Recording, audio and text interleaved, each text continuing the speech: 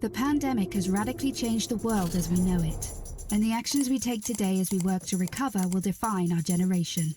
Now is the time to think what history would say about this crisis.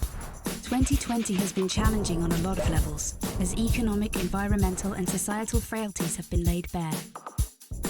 But it's also proved that when we need to, we can act rapidly and restructure our lives. The recovery from the pandemic is an opportunity. We can see rays of hope in the form of a vaccine, but there is no vaccine for the planet. Nature needs a bailout. You don't want to go back to the status quo that you had before simply because it was the status quo that got us here. With everything falling apart, we can reshape the world in ways we couldn't before. Ways that better address so many of the challenges we face. And that's why so many are calling for a great reset. A great reset? That sounds more like buzzword bingo masking some nefarious plan for world domination. Hands up, this kind of slogan hasn't gone down well. But all we really want to say is that we all have an opportunity to build a better world. And it's not surprising that people who've been disenfranchised by a broken system and pushed even further by the pandemic will suspect global leaders of conspiracy. But the world's not that simple. Every one of us has differing priorities, values, and ideas. That's part of why solutions are so hard to come by, and why we all need to be involved in the decision-making. Because whether it's politicians, CEOs, academics, activists, or you, we're all about getting people together, even those you may not like, to sit down at the table and develop solutions that work for all of us.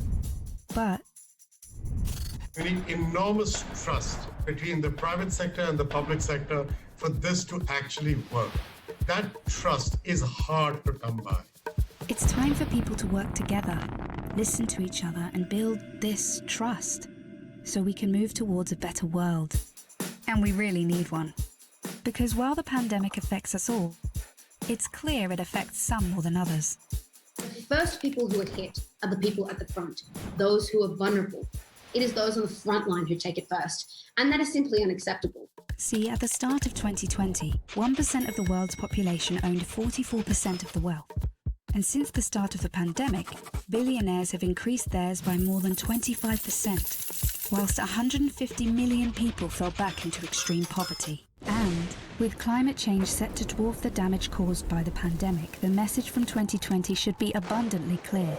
Capitalism, as we know it, is dead.